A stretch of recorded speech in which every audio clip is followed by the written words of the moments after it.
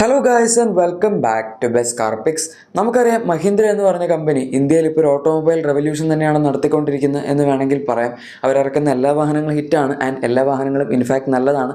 വെറുതെ ഹിറ്റാവുന്നല്ല, ആ സെഗ്മെൻറ്റിൽ അവർ ഏത് സെഗ്മെൻറ്റിലാണ് വണ്ടി ഇറക്കുന്നത് അതിൽ ഏറ്റവും ബെസ്റ്റ് ആയിട്ടുള്ള വാഹനങ്ങളാണ് മഹീന്ദ്ര ഇപ്പോൾ ഇറക്കിക്കൊണ്ടിരിക്കുന്നത്. പക്ഷേ അവരുടെ എക്സിസ്റ്റിംഗ് പ്രൊഡക്റ്റ് പോർട്ട്ഫോളിയോയിൽ നിന്നൊക്കെ നോക്കുകയാണെങ്കിൽ വളരെ വേറിട്ട് നിൽക്കുന്ന ഒരു വാഹനമാണ് ബൊലേറോ. കാരണം നമ്മളിപ്പോൾ XUV700, താർ റോക്സ്, താർ പിന്നെ കുറച്ച് വ്യത്യസ്തമാണ്. എനിവേ താർ ആയിക്കോട്ടെ, താർ റോക്സ് ആയിക്കോട്ടെ, പിന്നെ നമ്മുടെ സ്കോർപിയോ എൻ ആയിക്കോട്ടെ, ഓർ ഈവൻ ഈ അടുത്ത് വന്ന് B6, XUV9 തുടങ്ങിയ വണ്ടികളൊക്കെ വെച്ച് കമ്പയർ ചെയ്യുന്ന സമയത്ത് ബൊലേറോ വളരെ ബേസിക് ആയിട്ടുള്ള പ്രത്യേകിച്ചൊന്നും തന്നെ ഇല്ലാത്ത ഒരു വാഹനമാണ്. ഒരു സൈഡിൽ മഹീന്ദ്ര കീ കൊണ്ട് വണ്ടി ഫ്രണ്ടിലോട്ടും ബാക്കിലേക്കും ഒക്കെ ആക്കുന്ന ടെക്നോളജിയിൽ ഇലക്ട്രിക് വാഹനങ്ങൾ ഇറക്കുന്നു, മൊത്തം ഡ്രൈവർ ഫോക്കസ്ഡ് ആയിട്ടുള്ള കോക്പിറ്റ് കൊടുക്കുന്നു. മറ്റേ സൈഡിൽ അവർ ബൊലേറോ എന്ന് പറഞ്ഞ യൂട്ടിലിറ്റേറിയൻ വണ്ടികൾ, അതായത് മെയിനായിട്ട് അർബൻ യൂസിൽ എത്ര വേണമെങ്കിലും അബ്യൂസ് ചെയ്തോ ഇതിനൊന്നും പറ്റില്ല എന്ന രീതിയിലുള്ള വാഹനങ്ങൾ ഇറക്കുന്നു എന്നുള്ളൊരു രീതിയിലാണ് അവർ പൊയ്ക്കൊണ്ടിരുന്നത്. എന്തായാലും ഇപ്പോൾ ബൊലേറോ സീരീസിലുള്ള വാഹനങ്ങൾ മാത്രമേ അങ്ങനെ നിൽക്കുന്നുള്ളൂ, ബാക്കിയെല്ലാം അവർ ഏകദേശം അപ്ഡേറ്റ് ചെയ്തിട്ടുണ്ട്. ഇനിയിപ്പോൾ താറിനും പുതിയൊരു ഫേസ് ലിഫ്റ്റ് വരുന്നുണ്ട്. അപ്പോൾ ഏകദേശം താർ റോക്സ് പോലെയൊക്കെ അതിൻ്റെ അകത്തും ഫീച്ചേഴ്സ് വരും. അതോടെ അതിൻ്റെ കാര്യം ഓക്കെ ആവും. ഇപ്പോൾ ബൊലേറോ വെച്ച് കമ്പയർ ചെയ്യാനാണെങ്കിൽ ഇപ്പോൾ കിട്ടുന്ന 3 ഡോർ താറും വളരെ ഇമ്പ്രൂവ്ഡ് ആണ് കേട്ടോ. ബൊലേറോ ഇപ്പോഴും ഒന്നുമില്ലാതെ തന്നെയാണ് അവർ വിറ്റുകൊണ്ടിരിക്കുന്നത്. അതായത് ശരിക്കും പറഞ്ഞാൽ റൂറൽ ഏരിയാസിൽ മാത്രം ഫോക്കസ് ചെയ്തിട്ടുള്ളൊരു വണ്ടിയാണെന്ന് പറയും. ഒരു വർക്ക് ഹോഴ്സ് ആയിട്ടുള്ള വാഹനം, അത് തന്നെയാണ് ശരിക്കും ബൊലേറോ നമുക്ക് ഡിഫൈൻ ചെയ്യാൻ പറ്റുന്നത്. എന്നെപ്പോലെ അല്ലെങ്കിൽ നമ്മളെപ്പോലെ ചിലപ്പം ഇഷ്ടമുള്ള ആൾക്കാരുണ്ടായിരിക്കും, പക്ഷെ പൊതുവേ നമ്മളങ്ങനെ കേരളത്തിൽ ഒരുപാട് ബൊലേറോ യൂസ് ചെയ്യുന്ന ആൾക്കാരെ ഞാൻ കണ്ടിട്ടില്ല. പണ്ട് തന്നെ 4x4 വേർഷൻസ് ഒക്കെ ഉണ്ടായിരുന്നു. ആക്ച്വലി വണ്ടി 2000-ലാണ് ലോഞ്ച് ചെയ്യുന്നത്. ആദ്യം ഒരു 2.5 ലിറ്റർ പ്യൂജോയുടെ അല്ലെങ്കിൽ പേർജിയോയുടെ ഡീസൽ എഞ്ചിൻ വെച്ചാണ് ഇത് വന്നത്. അതിനുശേഷം പിന്നെ മഹീന്ദ്രയുടെ തന്നെ 2.5 MDI ആയി, പിന്നെ M2DI കോംട്രയിലായി.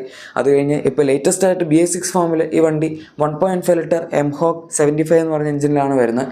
75 PS പവറുള്ളൂ. 3 സിലിണ്ടർ ആക്കിയിട്ടുണ്ട്. നേരത്തെ എല്ലാം 4 സിലിണ്ടർ ആയിരുന്നു. എനിവേ അത് ഒരു എളുപ്പം. ഇപ്പോൾ വണ്ടി സബ്ഫോമീറ്ററും കൂടിയാണ്. അത് ടാക്സിൻ്റെ ആ ഒരു കട്ട് ഓഫ്, അതായത് സബ്ഫോമീറ്റർ റൂളിൽ കയറ്റാൻ വേണ്ടി ചെയ്തതായിരിക്കും. 1.5 ലിറ്റർ ഡീസൽ എഞ്ചിനാണെങ്കിൽ സബ്ഫോമീറ്റർ റൂളിൽ കയറിക്കോളും. പിന്നെ നമ്മുടെ XUV3 XL നിന്ന് വരുന്ന അതേ ഡീസൽ എഞ്ചിനല്ല, അത് 4 സിലിണ്ടർ ആണ്, ഇത് 3 സിലിണ്ടർ ആണ്. അപ്പോൾ അതിൻ്റേതായിട്ടുള്ള വ്യത്യാസങ്ങളൊക്കെ ഉണ്ട്. എന്തൊക്കെയായാലും നമ്മളിപ്പോൾ പറഞ്ഞു വരുന്നത് ഒരു പുതിയ ജനറേഷൻ മഹീന്ദ്ര ബൊലേറോയെ പറ്റിയാണ്. ഇൻഫാക്ട് പുതിയ ജനറേഷൻ മഹീന്ദ്ര ബൊലേറോയെ പറ്റിയല്ല, മഹീന്ദ്രയുടെ പുതിയൊരു പ്ലാറ്റ്ഫോമിനെ പറ്റിയാണ്. NFA അഥവാ ന്യൂ ഫ്ലെക്സിബിൾ ആർക്കിടെക്ചർ എന്നാണ് മഹീന്ദ്ര ഇതിനെ വിശേഷിപ്പിക്കുന്നത്. ഇതൊക്കെ അവരുടെ ഈ അടുത്ത് വന്നൊരു കോൺഫറൻസിൽ പറഞ്ഞിരിക്കുന്ന കാര്യങ്ങളാണ്. ഓട്ടോക്കാർ ഇന്ത്യയാണ് റിപ്പോർട്ട് ചെയ്തിരിക്കുന്നത്. ആൻഡ് നമ്മുടെ ഈ വരുന്ന ഓഗസ്റ്റ് 15-നായിരിക്കും ഇത് അൺവെയിൽ ചെയ്യാൻ പോകുന്നത്. ഇതൊരു പ്ലാറ്റ്ഫോമിൻ്റെ ലോഞ്ചായിട്ടാണ് അവർ പറയുന്നത്, അല്ലാണ്ട് ഇപ്പോൾ പ്രത്യേകിച്ച് വണ്ടികളൊന്നും വരില്ല. നിങ്ങളിനി ബൊലേറോ പുതിയ ജനറേഷൻ ഈ വർഷം വരും, അല്ലെങ്കിൽ ഈ വരുന്ന ഓഗസ്റ്റ് 15-ന് വരും എന്ന് വിചാരിക്കുന്നുണ്ടെങ്കിൽ അങ്ങനെയല്ല കാര്യങ്ങളുടെ കിടപ്പ്. അവർ ഈ ഒരു പ്ലാറ്റ്ഫോം അൺവെയിൽ, അത് ചിലപ്പോൾ ഒരു കോൺസെപ്റ്റ് രൂപത്തിലായിരിക്കും വരുന്നത്. ചിലപ്പോൾ ഏതെങ്കിലും ഒരു വാഹനം അതിൻ്റെ അകത്ത് ഉണ്ടാവുമായിരിക്കും. പക്ഷേ മെയിനായിട്ട് നമുക്ക് ഇതിൻ്റെ അകത്ത് ബേസ് ചെയ്ത് വരാൻ പോകുന്ന വാഹനങ്ങളെ പറ്റിയാണ് ഡിസ്കസ് ചെയ്യാനുള്ളത്. ഇതിനകത്ത് ബൊലേറോ മാത്രമല്ല, മറ്റ് പല വാഹനങ്ങളും ഈ ഒരു പ്ലാറ്റ്ഫോമിൽ ബേസ് ചെയ്ത് വരും. ഇത് വളരെ മോഡുലർ ആയിട്ടുള്ള ഒരു ആർക്കിടെക്ചറാണ്. ന്യൂ ഫ്ലെക്സിബിൾ ആർക്കിടെക്ചർ എന്നൊരു വെറുതെ പറയുന്നതല്ല. ഇതിനകത്ത് പെട്രോൾ ആയിക്കോട്ടെ, ഡീസൽ ആയിക്കോട്ടെ, ഹൈബ്രിഡ് ആയിക്കോട്ടെ, ഇലക്ട്രിക് ആയിക്കോട്ടെ, അങ്ങനെ പലതരത്തിലുള്ള എഞ്ചിൻ അല്ലെങ്കിൽ പവർ ട്രെയിൻ ഓപ്ഷൻസ് കൊടുക്കാനുള്ള ഒരു ഓപ്ഷൻ അവർ പ്രൊവൈഡ് ചെയ്തിട്ടുണ്ട്. അതുകൊണ്ട് തന്നെ ഏത് വണ്ടി വേണമെങ്കിലും ഇതിനകത്ത് അവർ ഉണ്ടാക്കാൻ പറ്റും. ആൻഡ് വേറൊരു കാര്യം എന്താണെന്ന് വെച്ചാൽ ഇത് ബോഡി ഓൺ ഫ്രെയിം ഒന്നുമല്ല, ഇതൊരു മോണോകോക്ക് ആയിട്ടുള്ള ആർക്കിടെക്ചർ അല്ലെങ്കിൽ യൂണിബോഡി കൺസ്ട്രക്ഷനിൽ വരുന്ന ഒരു പ്ലാറ്റ്ഫോം തന്നെയാണ്. ബൊലേറോ എന്ന് പറഞ്ഞ വാഹനം ഇത്രയും കാലം ലാഡർ ഫ്രെയിം ഷാസിയിലാണ് വന്നുകൊണ്ടിരുന്നത്. ഇനിയിപ്പം അതവർ പെട്ടെന്ന് ഒരു മോണോകോക്കിലേക്ക് മാറ്റുക എന്ന് പറയുമ്പോൾ ചിലപ്പോൾ ആൾക്കാർക്ക് അത്രയും വിശ്വസനീയമായിരിക്കില്ല. ഒരുപക്ഷെ ബൊലേറോ ഇതിനകത്ത് വരണം എന്ന് നിർബന്ധമില്ല. പക്ഷെ എന്തായാലും ഈ പ്ലാറ്റ്ഫോം ഇവർ നമുക്ക് മോണോകോക്കായിട്ട് തന്നെയായിരിക്കും തരാൻ പോകുന്നത്. കാരണം ഇലക്ട്രിക്കൊക്കെ ലാഡർ ഫ്രെയിമിൽ കൊടുക്കുക എന്ന് പറയുന്നത് കുറച്ചധികം ബുദ്ധിമുട്ടാണ്. 2026-ലായിരിക്കും ഈ പ്ലാറ്റ്ഫോമിൽ ബേസ് ചെയ്തിട്ടുള്ള വാഹനങ്ങളെല്ലാം വന്നു തുടങ്ങാൻ പോകുന്നത്. ഇതിന് ഇനീഷ്യലി 1.2 lakhs ആയിരിക്കും അവർ പ്രൊഡക്ഷൻ കപ്പാസിറ്റി ഇടാൻ പോകുന്നത്. അതായത് ഈ പ്ലാറ്റ്ഫോമിൽ വരുന്ന വാഹനങ്ങൾക്ക് എല്ലാത്തിനും കൂടെയുള്ളൊരു കണക്കാണ് ഇപ്പോൾ പറഞ്ഞിരിക്കുന്നത്. ഇവരുടെ പുതിയ ചക്കാൻ പ്ലാന്റിലാണ് ഇത് പ്രൊഡ്യൂസ് ചെയ്യാൻ ഉദ്ദേശിക്കുന്നത്. മാത്രമല്ല മഹീന്ദ്ര ഇനിയിപ്പോൾ ഇന്ത്യയിൽ 2030-നുള്ളിൽ ഒരുപാട് വാഹനങ്ങൾ ഇറക്കാൻ പ്ലാൻ ചെയ്യുന്നുണ്ട്. 9 ഐസ് വാഹനങ്ങളും അതുപോലെ 7 ഇലക്ട്രിക് വാഹനങ്ങളുമാണ് അവർ പറഞ്ഞിരുന്നത്. അതിൽ തന്നെ കുറച്ച് വണ്ടികളൊക്കെ ഇപ്പോൾ കഴിഞ്ഞു. താർ റോക്സും XUV3 XL അവർ ഓൾറെഡി ലോഞ്ച് ചെയ്തു. അതുപോലെ B6-ഉം XUV9 ലോഞ്ച് ചെയ്തു. അപ്പോൾ അധികം നമ്മൾ രണ്ടെണ്ണം വെച്ച് കുറച്ച് കഴിഞ്ഞാൽ 7 ഐസ് വാഹനങ്ങൾ, അതായത് ഇന്റൽ കമ്പഷൻ എഞ്ചിൻ പവർഡ് ആയിട്ടുള്ള വാഹനങ്ങളും 5 ഇലക്ട്രിക് വാഹനങ്ങളുമാണ് ഇനിയിപ്പോൾ അവർ 2030-നുള്ളിൽ ഇവിടെ ഇറക്കാൻ പോകുന്നത്. ഇനി ഇതുപോലെ തന്നെ 2026-ലേക്ക് അവർ പ്ലാൻ ചെയ്തിരിക്കുന്ന 3 ഇന്റേണൽ കമ്പഷൻ എഞ്ചിനുള്ള വാഹനങ്ങളും 2 ഇലക്ട്രിക് വാഹനങ്ങളുമാണ്. അത് 2 ഇലക്ട്രിക് വാഹനങ്ങളിൽ ഒന്ന് നമ്മുടെ XUV3 XOയുടെ ഇലക്ട്രിക് ആയിരിക്കും. അതായത് ഇപ്പോൾ നമുക്ക് XUV400 ആണ് കിട്ടുന്നത്, അത് മാറിയിട്ട് 3XOയുടെ തന്നെ ഇലക്ട്രിക് വരും. അതുപോലെ തന്നെ നമ്മുടെ XEVയുടെ തന്നെ XUV9 ഇപ്പം ഒരു കൂപ്പേ ഷേപ്പിലാണല്ലോ ഉള്ളത്, അതിൻ്റെ ഒരു SUV വേർഷൻ, അതായത് 700യുടെ ഇലക്ട്രിക്കും വരുന്നതായിരിക്കും. അതാണ് 2 ഇലക്ട്രിക് വാഹനങ്ങൾ എക്സ്പെക്ട് ചെയ്യുന്നത്. ഇനി ബാക്കി 3 ഇൻറ്റേർണൽ കമ്പഷൻ എഞ്ചിനുള്ള വാഹനങ്ങളിൽ ഒന്ന് ബൊലേറോ ആയിരിക്കും എന്ന് പറയുന്നുണ്ട്. അതുപോലെ തന്നെ പിന്നെ നമ്മുടെ ഥാറിൻ്റെ പുതിയ അപ്ഡേറ്റഡ് ഫേസ് ലിഫ്റ്റ് വരുന്ന കാര്യം പറഞ്ഞിട്ടുണ്ട്. പിന്നെ ഒരു വണ്ടിയുടെയും കൂടെ ഫേസ് ലിഫ്റ്റ് അവർ ഇറക്കുന്ന കാര്യം പറഞ്ഞിട്ടുണ്ട്. മിക്കവാറും XUV700 ആവാനുള്ള സാധ്യതയുണ്ട്. അതിൻ്റെ പേരും ചിലപ്പോൾ XUV700 മാറി ഇപ്പോൾ 3XO ഒക്കെ 3XO അല്ല, അതുപോലെ XUV7XO എന്നുമെല്ലാം അവരാക്കുമായിരിക്കും.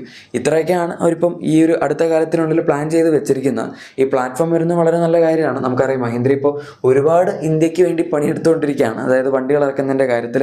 ആൻഡ് അവരിറക്കുന്ന വണ്ടികളെല്ലാം വളരെ നല്ലതായതുകൊണ്ട് ഇപ്പം പ്രൊഡക്ഷൻ കപ്പാസിറ്റിയും അവരിങ്ങനെ day by day in the sense എല്ലാ വർഷവും പതുക്കെ കൂട്ടുന്നുണ്ട്. ആദ്യം ഉണ്ടായിരുന്ന പ്രൊഡക്ഷൻ കപ്പാസിറ്റി എല്ലാവർക്കും ഇപ്പോൾ ഉള്ളത്. കഴിഞ്ഞ വർഷം മഹീന്ദ്ര വിൽക്കുന്ന ഏകദേശം 40,000 വണ്ടിയായിരുന്നെങ്കിൽ ഇപ്പോൾ അവർ ഏകദേശം 50,000 വണ്ടികളാണ് ഒരു മാസം വിറ്റുകൊണ്ടിരിക്കുന്നത്. അതുപോലെ 2 വർഷം മുന്നേ നോക്കുകയാണെങ്കിൽ 30,000 വണ്ടികളാണ് വിറ്റുകൊണ്ടിരുന്നതെങ്കിൽ അതിൽ നിന്ന് ഇപ്പോൾ നമ്മൾ ഇപ്പോഴത്തെ സാഹചര്യത്തിൽ നോക്കുമ്പോൾ 20,000 വണ്ടികളോളം അവർ പ്രൊഡക്ഷൻ കൂട്ടിയിട്ടുണ്ട്. അപ്പോൾ ഇങ്ങനെ പോവുകയാണെന്നുണ്ടെങ്കിൽ മഹീന്ദ്ര ചിലപ്പോൾ അടുത്തൊരു 2030-നുള്ളിലൊക്കെ ഇത്തരം വണ്ടികളൊക്കെ ഇറക്കി കഴിയുമ്പോഴേക്കും ഏകദേശം 1,00,000 വണ്ടികളിലെടുത്തേക്കും പ്രൊഡക്ഷൻ കപ്പാസിറ്റി ആക്കാനുള്ള ഒരു സാധ്യത ഞാൻ കാണുന്നുണ്ട്. കാരണം അതിന് മാത്രം വണ്ടികൾ അവർ ഇറക്കുന്നുണ്ട്, അത്രയും പൊട്ടൻഷ്യലുള്ള വണ്ടികളാണ് അവർ വെക്കുന്നത്. അതും ഇത്രയും വിലയുള്ള വാഹനങ്ങൾക്ക്. മഹീന്ദ്രയുടെ സ്പേസ് എന്ന് പറഞ്ഞാൽ ഇപ്പോൾ നമ്മുടെ മാരുതി സുസുക്കി അല്ലെങ്കിൽ ടാറ്റ ഓർ ഈവൻ ഹ്യുണ്ടായി ഒക്കെ പിടിക്കുന്ന പോലെ ഒരു 7 അല്ലെങ്കിൽ 8 lakhs മുതൽ 20-25 lakhs വരെയുള്ള ബഡ്ജറ്റ് അല്ല, ഒരു 15 to 30-35 lakhs വരെയുള്ള വാഹനങ്ങളുടെ റേഞ്ചിലാണ് മഹീന്ദ്രയുടെ കളിക്കുന്നത്. അവിടെ ഇവരെ കോമ്പീറ്റ് ചെയ്ത് നിൽക്കാൻ വേറെ വാഹനങ്ങളും ഇല്ല. കാരണം ഏറ്റവും കൂടുതൽ ആൾക്കാർ മഹീന്ദ്രയുടെ വാഹനങ്ങളാണ് വാങ്ങുന്നത്. ഇത്രയും വലിയ SUVs വിറ്റുകൊണ്ടാണ് ഇവർ ഒരു മാസം 50,000 വണ്ടികളിലേക്ക് സെയിൽസ് ടാർഗറ്റ് അച്ചീവ് ചെയ്യുന്നത്.